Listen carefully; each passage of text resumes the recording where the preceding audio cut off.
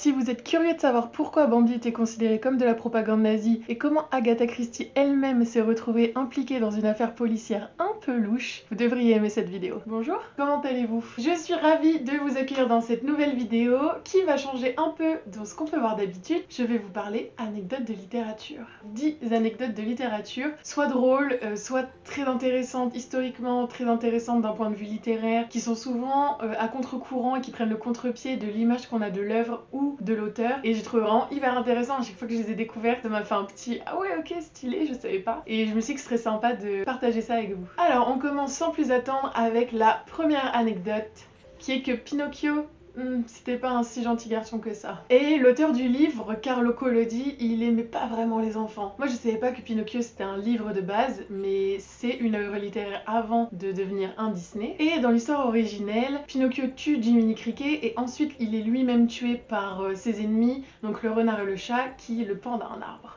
Un peu moins gay que le Disney, n'est-ce pas? Quoique le Disney, il est un peu hard aussi, parce que je me souviens de la scène où ils se transforment tous en ânes sur l'île, et quand j'étais petite, elle me terrifiait. Mais pour en revenir à l'œuvre littéraire, Pinocchio vient du toscan pignon, et il y a un expert de Pinocchio qui dirait même que dans la langue de Collodi, ça voulait dire petit crevard. Ça en dit long sur la psychologie du mec, ouais. Ensuite, anecdote numéro 2, les filles de Shakespeare étaient illettrées. En fait, Shakespeare, il consacrait vraiment pas beaucoup de temps à sa famille, à sa femme ou à ses filles, parce qu'il passait son temps à écrire des pièces. Et ces deux filles, Susanna et Judith, étaient en réalité analphabètes. Par exemple, sa fille Susanna, la seule chose qu'elle pouvait faire, c'était griffonner à la rigueur sa signature et son nom de famille sur un bout de papier, mais c'était vraiment le maximum de ce qu'elle pouvait écrire. Et le fait que les deux filles de Shakespeare étaient illettrées, ça avait quand même un mauvais impact sur sa réputation, puisque le plus grand dramaturge anglais de tous les temps ne prenait même pas le temps d'apprendre à ses filles à lire et à écrire, quoi. On arrive à notre troisième anecdote, qui est que Bambi était considéré comme de la propagande nazie, puisque bien avant d'être un chef-d'œuvre de Walt Disney, c'était en fait un livre écrit par un juif autrichien du nom de Felix Solten. Paru en 1923, cette histoire était en fait un pamphlet contre Hitler. Bambi à l'époque était considéré par beaucoup comme une allégorie de la manière dont les juifs étaient traités en Europe. Dans le conte de Bambi, Felix Solten, il transfigure l'image des juifs traqués à travers les animaux traqués par les chasseurs. L'allégorie était tellement évidente qu'en 1936, les nazis ont décidé d'interdire totalement la diffusion d'une quelconque histoire de Bambi, et que les premières éditions du livre sont absolument introuvables ou très très rares, puisqu'elles ont toutes été brûlées. Et oui, il ne faut pas sous-estimer les histoires pour enfants, parfois elles ont des grilles de lecture qu'on n'imagine pas. Notre quatrième anecdote, et elle m'avait beaucoup surprise celle-là, c'est que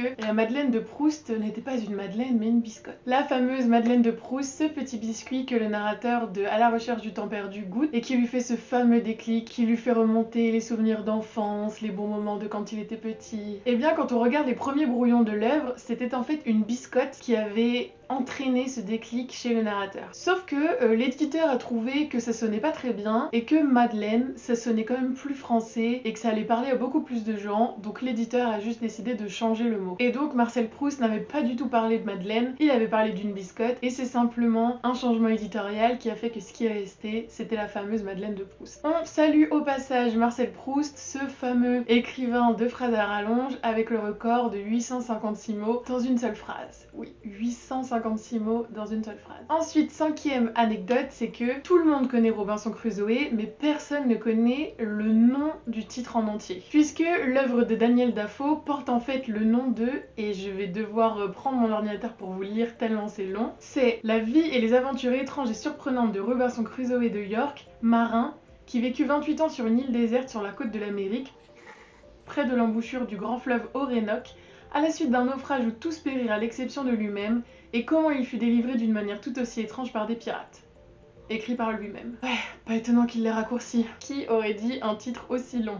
Jamais de la vie. En fait, le titre, c'est genre un spoil complet de l'histoire, quoi. Notre sixième anecdote concerne l'origine du mot sadisme. En fait, le mot est inspiré du marquis de Sade, qui vécut au XVIIIe siècle et qui était très connu à l'époque pour des œuvres, disons, très scandaleuses. Ces œuvres mêlaient surtout l'érotisme et des actes de cruauté. On parlait de torture, d'inceste, de viol, ça donne envie. Et ses écrits, mais aussi son comportement, puisqu'apparemment, il se faisait un devoir d'appliquer les mêmes mêmes mœurs dans sa vraie vie, lui ont valu 30 ans de prison. Et du coup, le terme sadisme vient totalement de lui, donc du marquis de Sade, pour faire référence aux actes de cruauté qu'il dépeignait dans ses œuvres. On arrive à notre 7e anecdote, qui est que la plus longue œuvre littéraire du monde est tibétaine. Et l'œuvre en question, c'est le Gézard de Ling, Gézard de Ling, qui retrace l'épopée héroïque du roi Gézard.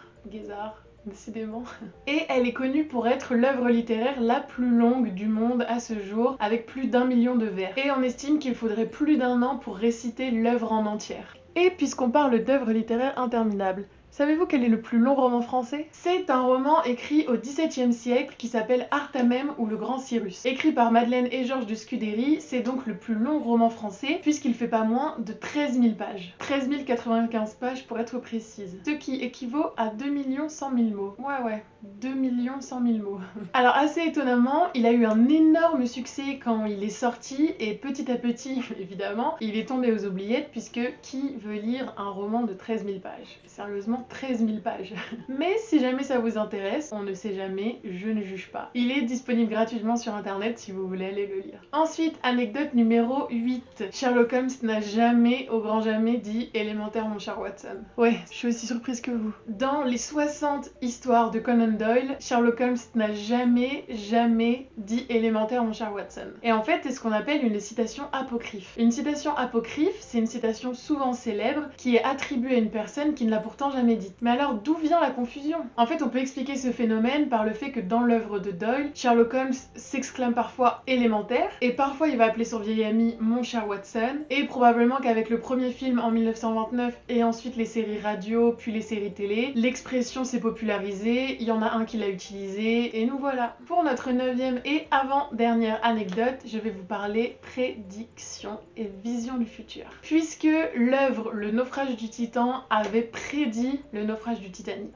Comment c'est possible, me direz-vous? Eh bien, la coïncidence est dingue, puisqu'en 1898, le romancier Morgan Robertson imagine dans son roman Futility le naufrage d'un navire réputé insubmersible qu'il appelle le Titanic, et qui fait naufrage puisqu'il va percuter un iceberg. Oui, ça fait vraiment beaucoup de coïncidences. Dans son histoire à lui, il s'agit d'un transatlantique qui veut battre des records de vitesse, et donc l'équipage s'était délesté de certains canaux de sauvetage, sauf que quand ils ont percuté l'iceberg, ils se sont dit « et merde ». La coïncidence est folle puisque 14 ans plus tard seulement, le Titanic va périr dans les mêmes circonstances quasiment que le Titan du Futility, et je trouve que c'est un truc de dingue. Comme quoi le roman c'est tellement puissant qu'on arrive à prédire le futur. Et enfin, notre dernière anecdote de la vidéo, c'est que Agatha Christie, elle ne faisait pas qu'écrire des histoires policières, elle était impliquée dans certaines aussi.